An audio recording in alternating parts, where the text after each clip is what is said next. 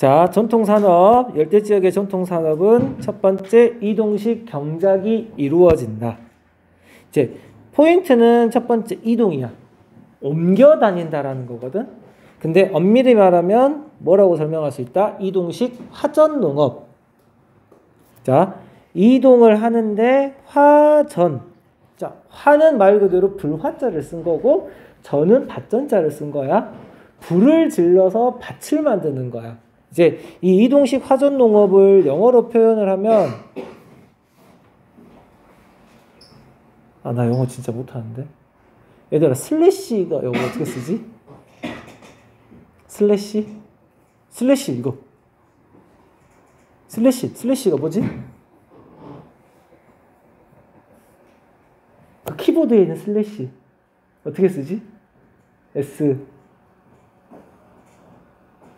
야, 좀 말 좀 해줘봐. 슬래시 어떻게 쓰지? 모르겠네. SLA H? 맞냐? 이거 맞냐? 얘들아, 미안해. 선생님이 영어를 너무 못해서. 아무튼 야, 슬래시가 뭐 하다는 소리냐면 자르다, 베다야. 그래서 실제로 키보드에 보면 슬래시 기호가 이렇게 나와 있잖아. 자르는 거, 베는 거. 실제 이제 이동식 화전을 영어로 하면 슬래시 앤드 burn이라고 표현을 하거든. 자르고 태우다. 자, 나무를 자르고 태우면 땅에 뭐가 남을까? 재가 남거든. 그 재를 가지고 농사를 짓는 거야. 자, 한번 봐봐. 아프리카 열대기후지역, 동남아시아의 열대 몬순기후지역에서 주로 이루어지는데 화전농업으로 카사바, 얌, 타로, 감자 등 식량작물이 재배된다. 이게 왜 이렇게 이루어지는지를 알아야 돼. 우선 이 열대지역, 특히 이제 이동식 경작이 이루어지는 열대기후지역, 동남아시아가 됐든 아프리카 열대기후지역이 됐든 우선 이 지역은 덥고 습해. 자, 덥고 습한 상황에서는 솔직히 말해서 농사가 잘 되는 게 사실이거든. 자, 농작물은 따뜻할 때 잘 자라고요. 비가 올 때 잘 자랍니다. 그러면 농작물 잘 자라는데 왜 굳이 나무를 베고 불을 지르느냐? 이 지역에 비가 내리는 게 너무 많이 내려서 문제인 거야. 땅 속에 여러 가지 영양 물질들이 있는데 비가 많이 내리게 되면 그 빗물에 의해서 영양물질들이 다 빠져나가 버려. 영양물질들이 다 빠져나가 버리면 그 땅은 척박한 땅이 되는 거야. 뭐 자랄 수 있는 영양분이 하나도 없어. 그러면 농사를 지으려다 보니까 비료를 뿌려야 되는데 이 사람들이 비료를 뿌리진 않거든. 전통적으로. 여기 말하는 건 전통산업이니까. 비료가 없을 때야. 그럼 만들려면 방법이 뭐였냐면 나무를 자르고 불을 지르면 아까 말했던 것처럼 재가 생기는 거야. 그럼 그 재가 뭐가 되는 거야? 영양분이 되는 거야. 자, 그 영양분을 가지고 농사를 지어 한 3년에서 4년 정도 농사를 짓게 되면은 그나마 그 재도 다 사라져 버려. 왜? 농작물이 먹는 것도 있지만 또 비가 많이 내리기 때문에 빗물에 의해서 다 씻겨 나가 버리거든. 그러면 한 3, 4년 정도 지나면 다시 척박한 땅이 돼. 그럼 이 사람 다시 또 뭐 해야 돼? 다른 데 가가지고 또 나무 자르고 또 불 질러가지고 농사 지어야 돼. 그러니까 불 질러서 농사 짓는데 옮겨 다녀야 돼. 보통 주기는 3년에서 4년 혹은 3년에서 5년 정도 주기로 자꾸 옮겨 다니는 거야. 그래서 이런 농업을 이동식 화전 농업, 이동식 농업이라고 표현을 하는 것이고, 여기 보면 카사바, 얌, 타로 감자라고 되어 있는데 옆에 보면은 카사바는 나와 있거든. 아메리카 열대 기후 지역이 기원지로 고구마 모양의 덩이뿌리가 있는 식물이라고 되어 있는데 진짜 카사바는 우리의 고구마랑 비슷하게 맛이 난데 감자 맛 비슷하게 고구마 맛 비슷하게 나타나는 거고, 여기에서 이제 얌이라고 되어 있는데 혹시 그 샐러드 바 같은 데서 이 얌 비슷한 게 있거든 실제로. 이게 영어식으로 표현하면 얌이고 우리나라 말로 표현을 하면 이제 마야 마. 마는 완전 씹으면은 그 아삭아삭한 식감이 있는 거거든. 그게 이제 저기에서는 얌이라고 부르는 거야. 먹으면은 딱히 뭔 맛인지는 잘 모르겠지만 그냥 먹을만해. 요거고, 타로 감자는 그 밀크티 같은데 주 재료로 이제 많이 들어가는 건데 타로 감자를 우리나라 말로 표현을 한 거지 한자로 표현을 한 게 뭐냐면 혹시 들어본 적 있을 것 같아. 타로 감자는 참고로 뭐냐면 땅에서 나오는 계란이라는 의미의 토란. 토란을 이제 타로 감자라고 표현을 하는 거야. 그거 먹으면 그 보통 이제 토란국이지 우리는 먹으면 약간 뭐 물컹물컹하고 약간 감자 비슷한 느낌 그런 거지. 그래서 이런 것들이 식량작물로 먹는 것이고 두 번째 모습은 유목. 자, 열대 지역에서도 유목이 나타나는데 이 이동식 경작이라는 게 주로 열대 우림 지역에서 나타난다면 혹은 계절풍 기후 지역에서 나타난다면 유목은 여기 있는 것처럼 사바나 기후 지역에서. 자, 왜 사바나 기후 지역에서 나타나느냐? 여기 사바나 기후 지역의 가옥의 특징에서 주로 풀과 쥐는 풀로 집을 만든다는 건 이 지역에서 쉽게 구할 수 있는 재료가 풀이었기 때문에 그래요. 저번 시간에 마지막에 적어준 게 뭐였냐면 사바나 기후의 식생의 특징이 소림장초였어. 풀이 많이 자라거든. 얘들아, 풀 자라면 당연히 풀을 먹일 수 있는 초식동물을 기르는 게 지극히 정상이야. 그래서 여기에서는 소나 양, 염소 등을 기르는 거야. 풀을 먹는 친구들. 소나 양, 염소 등을 기르면서 유목이거든? 유목은 뭐야? 유자가 떠돌아다닐 유자야. 목은 길을 목자야. 움직이면서 농사를 짓는 거야. 근데 그때 농사 짓는 건 뭐야? 가축 기르는 거거든? 왜? 풀이라는 아이가 여기에만 있는 게 아니라 저기에도 있고 여기에도 있어. 그럼 여기에 있는 풀을 다 먹어버렸다. 그럼 다시 뭐 해야 돼? 이동해야 되겠지. 이동해서 여기서 먹이고 다시 또 이동해서 먹이고 다시 또 이동해서 먹이고. 그래서 유목, 이동식 목축이 나타나는 거야. 유목은 움직이면서 그 가축 기르는 거야. 몽골 초원에서도 똑같아. 똑같이 기르면 그러니까 움직이면서 다니다 보니까 그런 지역에서는 이동식 가옥들이 나타날 수밖에 없는 거. 같이 생각해주면 좋겠고요. 참고야. 특히 건조 지역에서는 양이나 염소 같은 친구들을 많이 길러. 양이나 염소 같은 친구들을 물론 소도 기르지만 소보다는 양이나 염소 같은 것들을 건조기후 지역에서 더 많이 기른다. 특히 양을 건조기후 지역에서 많이 기르는 이유가 있어. 이건 너희들이 양이 됐다고 한번 생각을 해봐. 너희들이 양이야. 그러면 너희들의 몸을 뒤덮고 있는 건 양털이 덮고 있겠지? 비가 오는 지역, 비가 안 오는 지역 어디에 살아야 너희들의 몸이 덜 무거울까? 비가 안 오는 지역이야. 비가 안 오는 지역. 그래야 양털이 뽀송뽀송하게 말라서 몸이 가볍겠지. 만약에 양털로 된 옷을 입었어. 패딩 잠버. 근데 거기에 빗물이 물이 다 묻었다. 그러면 그 옷은 매우 무겁겠지. 그래서 참고로 양 같은 경우는 건조기후 지역에서 조금 많이 하고 조금 비가 많이 내리는 지역에서는 소 이런 아이들을 기른다라고도 합니다. 어쨌든 간에 여기에서는 유목이 이루어지고요. 자, 열대 지역에서는 벼농사도 이루어집니다. 자, 벼라는 아이는 누누이 말하겠지만 벼가 자라는 기간, 생육기간이라고 하는데 생육기간 동안에 이 조건이 만족해야만 벼는 자랄 수 있어. 벼라는 아이는 고온다습이라는 조건이 있어야만 자랄 수 있는 친구야. 고온다습하지 않으면 벼는 절대 못 자랍니다. 열대 기후는 연중 고온다습하기 때문에 벼농사가 가능해.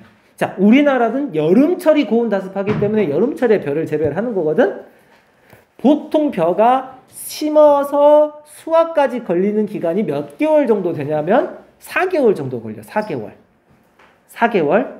근데 열대 지역은 1년 내내 고온다습이야. 그럼 최대 몇 번까지 벼농사를 지을 수 있겠어? 4개월이니까. 1년이 몇 달이지? 12달. 4개월에 한 번씩 생산해. 그러면 벼는 최대 몇 번까지 생산할 수 있는가? 3번. 그래서 몬순 기후 지역에서는 벼의 몇 기작이 이루어지냐? 2에서 3기작. 자, 2에서 3기작이라는 거는 똑같은 땅에서 벼농사를 2번에서 3번까지 한다는 소리야. 참고로 여기에 있는 기작이 같은 땅에서 같은 농사를 지었을 때 기작이라고 하는 거고, 참고야. 같은 땅에서 다른 종류의 농작물을 재배했을 때는 모작이라 그래. 모작. 그래서 만약에 우리나라처럼 여름에는 벼농사 짓고 가을 겨울에는 보리나 밀농사를 짓는다. 그러면은 종류가 다르지? 근데 한 땅에서 두 번 농사 짓는 거야. 그럼 이모작이 되는 거야. 근데 여기서는 2, 3기작이 일어난다. 똑같은 땅에서 똑같은 농작물을 1년에 2번 혹은 3번까지도 할 수 있다. 그러면 쌀 생산량을 1년에 3번을 한다는 소리는 쌀 생산량이 많아지겠지? 그러니까 먹는 것도 주로 쌀과 관련된 것들이 많아질 것이고, 플러스 이 지역은 우리는 언제나 똑같은 모습을 볼 수 있어. 벼 심을 때 모든 지역에서 벼를 심는 모습, 그 다음에 자라는 모습, 그리고 수확할 때는 어디서나 수확하는 모습. 근데 여기에서는 어떤 모습을 볼 수 있냐? 한쪽에서는 벼를 심고 있는데 한쪽에서는 자라는 모습도 볼 수 있고 또 한쪽에서는 동시에 수확하는 모습도 볼 수 있는 거야. 계속 돌아가는 거니까. 그래서 전통 산업은 이렇게 이루어지는데 최근에 들어서서는 어떤 산업이 만들어지느냐? 요거 플랜테이션. 자, 플랜테이션을 한자로 말을 하면 한글 이제 이렇게 표현을 해요. 제식 농업이라고 하는데, 플랜테이션, 플랜트 심다라는 거야. 심는 거야. 그래서 실제로 제식에서 제자가 옮겨 심을 제자야. 옮길 제, 옮겨라. 옮겨서 심어 놓은 거야. 그러니까 다른 지역에서 자라고 있는 아이를 이 지역으로 옮겨와서 심는데 포인트는 여기 뒤에 이제 나와. 열대 기후 환경에서, 자, 열대의 기후 환경, 그러니까 열대가 가지고 있는 적합한 기후 환경, 선진국의 자본과 기술, 원주민의 노동력이 결합된 형태의 상업적인 농업인데 어떤 작물을 하느냐? 기호작물. 기호작물은 나도 너희들도 좋아할 수 있는 작물들. 그러니까 선호가 달라지는 거겠지? 이 중에서 커피 좋아하는 친구들은 커피를 좋아할 거야. 근데 커피를 싫어하는 사람은 싫어할 수도 있는 거야. 선생님 예를 들어서 커피를 안 마셔. 이게 기호야. 초콜릿 좋아하니? 초콜릿? 카카오? 초콜릿을 올리는 카카오야? 그러면 카카오도 누군가는 좋아할 거야. 근데 만약에 내가 싫어한다? 이것도 기호작물인 거지. 그런 기호작물을 혹은 원료작물을, 원료는 무엇인가를 만드는데 기본 재료가 되는 거겠지? 원료작물을 어떻게 하는 거냐? 대규모. 조그만 규모가 아니라 대규모. 대규모 정도는 어느 정도? 예를 들면은 광산구만큼 크게. 광산구 엄청 크지? 이렇게 엄청나게 넓은 지역에서 안 적어졌네?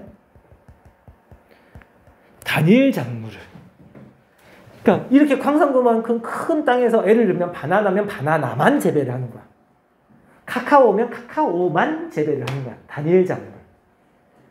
그러니까 이 지역에서는 솔직히 말하자 기호작물이거든? 원료작물이거든? 이거는 사람들이 있으면 먹고 없으면 안 먹어도 되는 거야. 이걸 재배를 하는 순간 무엇 재배할 땅이 없어지냐면 식량작물 재배할 게 부족하거든.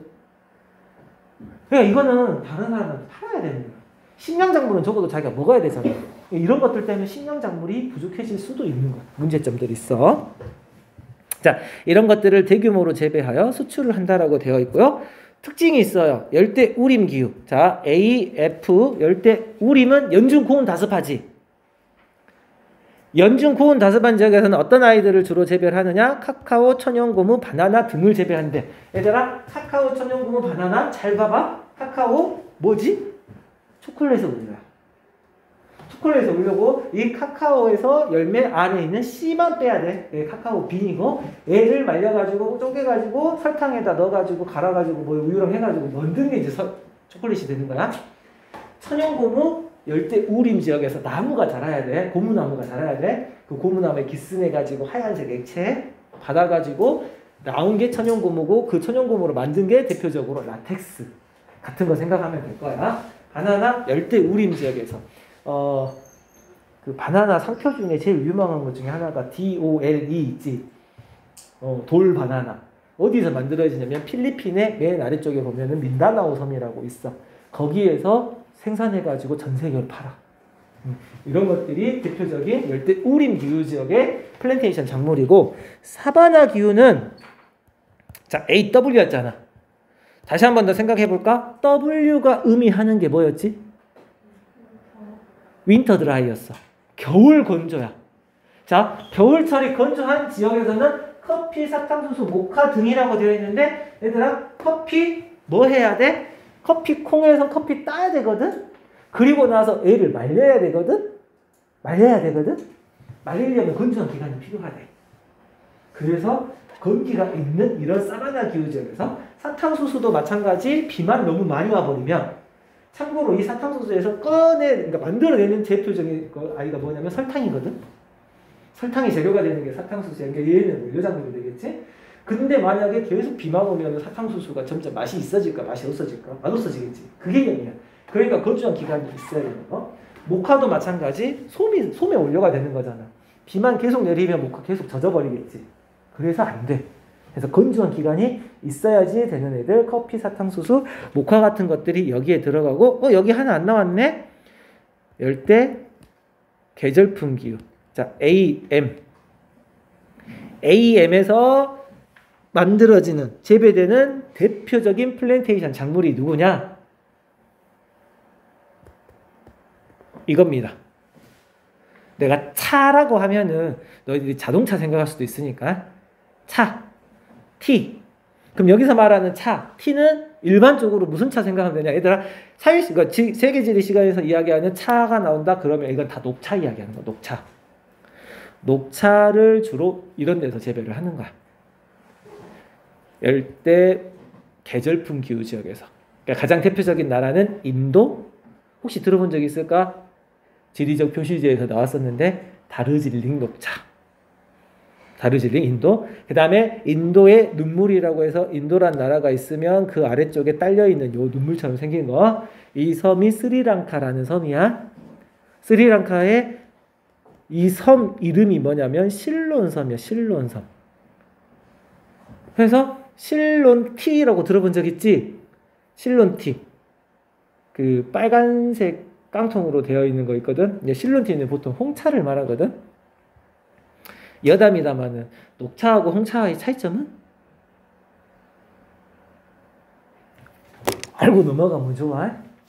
녹차하고 홍차는 재료는 같을까요? 다를까요? 같습니다. 둘 다 녹차잎으로 만듭니다.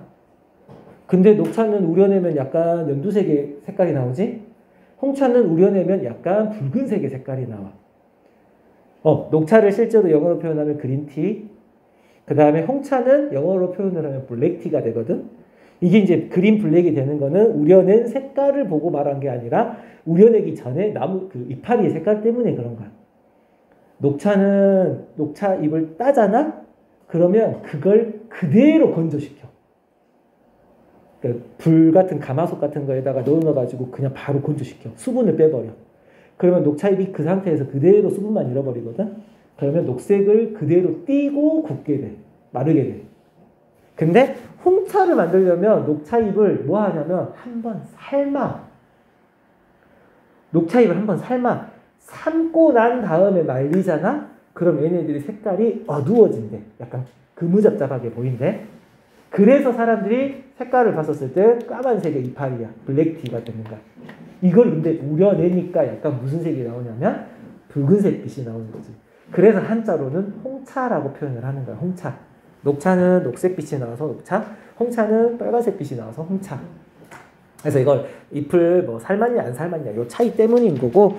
그래서 어쨌든 간에 이 지역에서는 차 종류가 많이 나온다 라고 보시면 되겠고. 자, 관광산업에서는 열대림 트레킹, 사바나 지역의 사파리 관광, 전통 부족 생활 체험 관광 등이 있는데, 그 적도 근처 저기 에콰도르의 수도인 키토 같은 경우는 에콰도르 수도 키토 같은 경우는 진짜 적도가 지나가거든. 그러면 키토가 이렇게 있으면 적도 지나가는 라인이 그어져 있고 그 적도 지나가는 곳 기준으로 양쪽 이렇게 밟고 사진 찍는 거. 한쪽 발이 어디에 있고 남반구에 있고 한쪽 발은 어디에 있고 북반구에 있고 이런 관광 상품도 있고 동시에 예를 들어 너네 화장실 가가지고 혹은 세수하고 세면대에 물 내려가는 거, 화장실에 물 내려가는 거, 그치? 북반구잖아. 우리 사는 있는 데가 어디로 돌지? 오른쪽으로 돌 거야 아마. 물 내려갈 때 오른쪽으로 돌 거야. 그래서 적도에다가 세수 그 변기 같은 거 물 내려가는 거 보여준단 말이야. 그러면 이쪽에서는 물이 오른쪽으로 도는 걸 볼 수 있고 남반구에서는 반대로 왼쪽으로 도는 모습을 한 번에 볼 수 있는 한 번에. 그리고 마지막 적도에다가 놔두면 물이 어떻게 빠져? 그냥 도는 거 없이 그냥 쑥 빠져. 그런 이제 관광 상품들도 있대. 적도니까 가능한 거.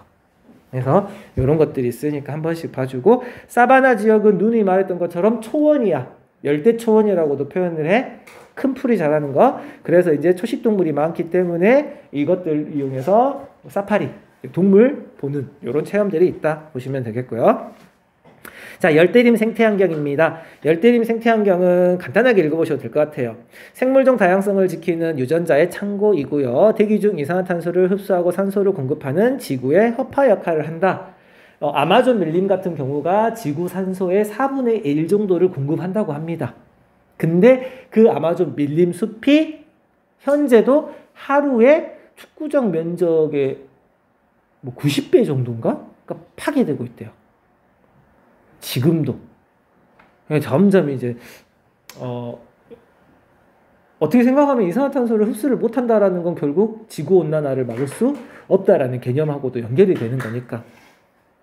해서 문제점 여기 보는 것처럼 지구온난화가 심화된다라는 거 같이 연결해서 생각하면 되겠고, 당연히 파괴되면 생물종 다양성은 감소되고, 토양 침식. 나무라는 아이가 결국은 뿌리가 땅을 잡고 있는데, 흙을 잡고 있는데 나무를 없애버리면 흙을 잡아줄 수 있는 뿌리가 사라지는 거고, 비가 여기는 비가 많이 내리는 지역이니까 비가 많이 내리게 되면 흙이 다 씻겨나가는 거지. 물론 흙만 씻겨나가는 게 아니라 뭐까지 같이 씻겨나가냐면 아까 말했던 영양물질들까지 같이 다 씻겨나가는 거야. 그럼 그 지역의 땅은 점점 척박한 땅이 되고, 참고로 이때 이 지역에서 만들어지는 흙이 어떤 흙이냐면, 여기서 안 나와서 그러는데, 이 지역에서 나타나는 흙이 라테라이트 토라고 되거든. 열대 지역에서 만들어지는 전형적인 흙을 라테라이트 토라고 해. 내가 조금 이따 설명해 줄게. 이 흙의 가장 큰 단점이 뭐냐면 햇빛을 받아버리잖아. 딱딱하게 굳어버려. 그 딱딱하게 굳는 게 어느 정도 딱딱하냐면 나무보다 더 딱딱하게. 뭐만큼? 여기 있는 벽만큼, 벽돌만큼 딱딱하게 굳어져. 라테라이트 각이라고도 표현을 하는데, 혹시 가본 사람들은, 혹시나 나는 안 가봤으니까 가본 사람들은 봤다면 캄보디아에 앙코르와트라는 사원이 있어. 캄보디아 앙코르와트라는 사원이 있거든. 한 1000년 전에 만들어진 거야. 지금 2000년이니까 AD 1000년 이전에 만들어진 사원이라고 하거든. 열대 지역에 그렇게 비 많이 내리는 곳에서 1000년 이상이나 버티고 있었는데 무너지지도 않고 있어. 흙으로 만들었어. 이 라테라이트 토로 흙으로 만들었어. 왜? 벽돌처럼 딱딱하게 굳어지니까 비가 아무리 많이 와도 무너지지 않는 거야. 이렇게 딱딱해져 버리는 순간 식새, 뿌리를 내릴 수가 없어. 얘들아, 이런 벽에 뿌리를 누가 내릴 수 있을까? 못 내리는 거잖아. 그냥 안 좋아 버리는 거야. 그래서 이제 이런 문제들이 생기는 거고, 원주민의 삶터가 파괴되는 등의 문제가 생기는데, 왜? 도시화되고 경지를 개간하고 방목지를 조성을 하기 위해서 무분별하게 나무를 베어버렸기 때문에. 자, 방목은 참고로 방은 엄청나게 넓다라는 의미고, 목은 기르다라는 거야. 그러니까 소나 양이나 이런 가축들을 기르기 위해서 목장을 만들어 버리는 거야. 목장을 만들려면 우선 나무가 없어져야 되잖아. 그치? 나무를 없애고 인위적으로 풀을 심어버려. 그러면 거기에 이제 풀이 자라고 누가 먹냐면 가축들이 와서 먹거든. 참고야, 몽골 초원처럼 그렇게 이제 어쩔 수 없이 강수량이 적어서 풀밭이 자라는 경우도 있지만, 이렇게 사람들이 인위적으로 풀만 자라게 만들어버릴 수도 있어. 혹시 나중에 제주도 놀러 가거나 제주도 놀러 갔다 온 친구들 한번 생각을 해보면, 제주도의 중산간 지역이라고 해서 200m부터 한 600m 정도 근처는 나무보다는 풀이 많은 지역이 있거든. 그게 언제 만들어졌냐면 몽골 시대에 만들어졌어. 우리나라에 원몽 그 간섭기 있잖아. 고려 말에. 그치? 그래서 몽골이 우리나라 쳐들어와가지고 지배하잖아? 그러면서 뭐 삼별초가 뭐 제주도까지 뭐 나가고 막 하는데 그때 몽골이 제주도까지 가서 아무튼 다 정복을 한다. 그리고 나서 몽골에서 왔던 말들을 어디서 기르냐면 제주도에서 길러. 말들 기르려다 보니까 뭐가 필요해? 풀밭이 필요하잖아. 200에서 600m 정도 되는 그 산간 지역에 있는 나무를 싹 다 베어버려. 그리고 인위적으로 풀밭으로 만들어. 그렇게 한번 풀밭이 조성이 되잖아. 그럼 사람이 나무를 굳이 심지 않은 이상은 계속 풀만 자라게 돼버려.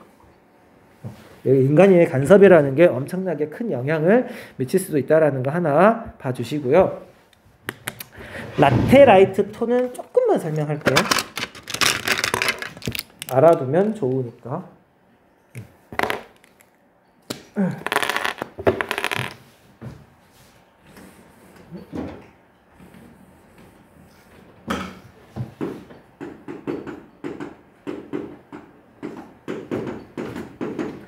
자, 라테라이트 톤은 어느 기후 지역에서 나오는 토양이냐? 열대 기후 지역에서. 자, A기후. 열대 기후 지역에서 나오는 토양을 라테라이트 토라고 하는데 일명 무슨 색의 토양이냐면 빨간색의 토양입니다. 적색토입니다. 자, 빨간색의 토양이고요. 이 아이는 일반적으로 척박한 게 특징입니다. 왜 척박하냐? 열대 지역은 아까 이야기했던 것처럼 비가 많이 와. 비가 많이 오기 때문에 영양 물질들이 많이 씻겨 나가버립니다. 실질적으로 나무도 많이 자라고 풀도 많이 자라는데 온도도 높아. 그러니까 부식은 잘 되거든? 근데 부식 엄청나게 잘 돼봤자 뭐해? 비 한 번 오면 다 씻겨 나가버리거든. 그래서 영양 물질들이 별로 없는 척박한 토양이 특징인 게 라테라이트고요. 왜 붉은색이 나타나냐면 지구 지각을 구성하는 8대 물질 혹시 배운 적 있을 것 같은데 오시아테 카나칼마라고 혹시 들어본 적 있을까? 잘 몰라. 오, 산소, 규소, 알루미늄, 철, 오시알테, 칼슘, 나트륨, 칼륨, 마그네슘. 이게 지각을 구성하는 8대 광물이거든. 근데 이 아이들 중에서 물에 잘 씻겨 나가버리는 애들이 누구냐면 얘네들이야. 6개가 잘 씻겨 나가. 그러면 물에 잘 안 녹는 친구들, 씻겨 안 나가는 친구들이 누구냐면 애하고 애야. 알페야, 알페. 알루미늄하고 철이거든. 자, 알루미늄, 철 중에서 이제 너희들 이해를 편하게 한다면 철 가지고 설명하면 돼. 얘들아, 땅 속에 뭐가 많다고? 여기는 알루미늄하고 철만 남았어. 나머지는 다 씻겨 나가버리고. 알루미늄, 철이야? 그러면 이 알루미늄, 철이 많은 땅에서 대기 중에 있는 누구를 만나냐? 얘네들이 산소를 만나. 이걸 이제 과학 시간에는 뭐라고 표현을 하는 거야? 어려운 단어. 산소를 만나는 거니까 산화라고 표현을 해. 우리는 문과생이잖아? 약간 문과 성향이잖아? 절대 그런 말 몰라도 돼. 산화. 에이. 산소 만났어? 철이나 알루미늄이 이걸 뭐라고 표현을 해? 녹슬었어. 녹슬어. 얘들아, 철이랑 알루미늄이 녹슬어. 녹슬고 나서 만지면 무슨 색 나오지? 빨간색 나오지. 그래서 색깔이 무슨 색이 되는 거야? 빨간색 흙이 되는 거야. 자, 열대 지역에서 나타나는 이 빨간색 토양을 보고 뭐라고 말한다? 라테라이트. 왜 빨간색이 됐냐? 철이나 알루미늄이 산소 만나서. 이게 녹슬어서야 산소 만나서 빨간색이 되고 이 아이는 척박하더라. 요 특징까지만 조금 더 기억을 해주시면 좋을 것 같아요. 자, 아래쪽에 보면은 이제 보르네오 섬 열대림 파괴 원인은 무엇일까라고 해서 간단하게 뭔가가 적어져 있네요. 우리나라 이제 가구 회사 중에서 보르네오 가구라는 회사도 있어. 여기 섬 이름에서 가지고 온 거야. 왜? 이 열대림이 가지고 있는 특징 중에 하나. 열대림, 덥고 습한 상태에서 자란 나무. 얘들 한번 생각해봐. 비 억수로 오는 곳에서 자라고 있어. 잘 자라고 있거든. 그러면 이 나무는 물에 대해서 적응을 많이 했겠지. 그치? 일반적으로 나무에 물 들어가면 어떻게 돼? 이상해지지? 근데 애는 비 많이 와도 상관없어. 물 많이 먹어도 상관없어. 나무의 특징이 그런 거야. 물에 견디는 경향이 좀 강해. 이런 나무가 단단하다라는 나무고, 단단한 나무거든? 그래서 이제 경질목이라고 표현을 하는데 이렇게 단단한 나무를 가지고 만드는 대표적인 게 뭐냐면 가구야, 가구. 그래서 나왕 티크라고 하는 나무들이 있어. 나무 종류가 있거든. 이런 나무 종류로 만든 가구 같은 경우에는 조그마한 화장대 하나가 한 1,000만 원 정도? 식탁 하나 정도면은 한 몇 천만 원? 왜? 이 나무는 엄청 단단하고 무거워요. 물을 먹어도 변형이 안 됩니다. 심지어 만약에 뭔가에 찍혔다. 뭔가에 찍혔고 움푹 들어. 나무의 성질이 그러잖아. 찍히면 움푹 들어가지. 뭐 하면 돼? 그 사람이 하는 말이 그건데 진짜 그렇게 하면 된대. 거기에다가 수건 하나 대고 그 다리미로 움푹 파여진데 그냥 딱 이렇게 좀 하잖아. 그러면 그대로 다시 올라가서 복원된대. 나왕 티크로 만든 거는 진짜 좋은 가구들이야. 우리 일반적으로 보는 이런 아이들은 다 합판이거든. 냉대림. 냉대림은 연질목이라고 해서 단단하지 않아. 단단하게 무른 나무야. 그래가지고 얘네들은 공간에 그러니까 나무 사이에 그 틈이 많은 거야. 그러니까 물이 들어가면 부풀어 올라오고 뒤틀리거나 이러게 되는 거지. 그래서 이 열대 지역에서는 나무가 이렇게 많았대. 여기 보시면 얘가 열대림이야. 그러니까 거의 대부분 지역이 열대림이 있었는데 지금은 열대림 남은 데가 이렇게밖에 없어. 엄청 많이 줄어드는 거지. 왜? 자, 한번 봅니다. 보르네오 섬은 적도가 지나는 곳으로 열대우림 기후가 나타난다. 자, AF가 나타난다. 연중 비가 많아 흙 속의 양분이 빗물에 녹아 빠져나가므로 농사짓기 불리하여 뭐가 나타났다? 이동식 화전. 그러니까 옛날에 보시면 이렇게 이동식 화전을 이렇게 많이 했다라는 거야. 그러니까 이 주변 지역으로 보면 열대림이 조금씩 파괴된 모습이 보일 거야. 그치? 여기 이동식 화전 일어나는 곳 주변으로 조금씩 파괴됐었어. 자, 근데 무슨 농장이 늘어나냐면 팜나무 농장이 늘어납니다. 팜나무는요, 말 그대로 야자나무예요. 팜이 야자잖아. 근데 이 팜나무에서 뭘 만들어내느냐? 여기 나와 있어. 팜나무 열매 과육과 씨앗으로 만든 기름. 팜유라고 하거든. 팜유. 너희들이 사 먹는 초콜릿 뒤에 원재료명 봐봐봐. 그러면 거기에 카카오 적어지고 그 다음에 적어지는 아이가 대부분 팜유야. 팜유 해놓고 가로 해놓고 뭐 인도네시아산, 말레이시아산 막 이렇게 적어져 있을 거야. 거의 대부분 인도네시아일 겁니다. 식용유, 비누, 화장품, 바이오 연료 등의 두루 활용돼. 자, 먹는 거, 피부에 이용되는 거, 앤드 바이오 연료거든? 이거 뭐야? 자동차 기름으로 쓴다는 거야. 실제로 이제 바이오 에너지라고도 표현을 하는데 팜나무 열매뿐만 아니라 옥수수 가지고도 기름을 만들거든. 유럽 같은 경우 북미, 미국이라든지 캐나다 같은 경우에는 일반적으로 진짜 우리가 알고 있는 기름 플러스 이 바이오 연료를 섞게 돼 있어. 그래서 옥수수를 가지고 기름 만들거든. 자, 그러면 이런 것들 때문에 수요가 많아지는 거고 이 수요가 많아지니까 팜나무를 더 많이 재배를 하는 거야. 팜나무를 재배하려다 보니까 기존에 있던 열대림 나무를 싹 다 뭐 해야 돼? 베어버려야 되는 거야.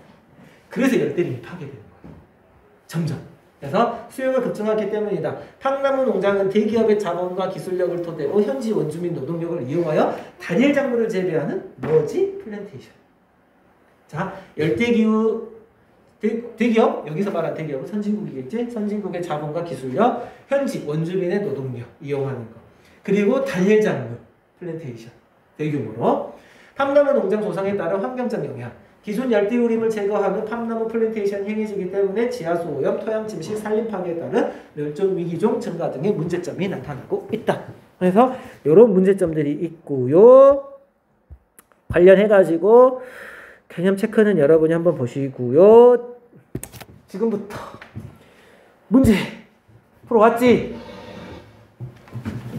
풀어왔지?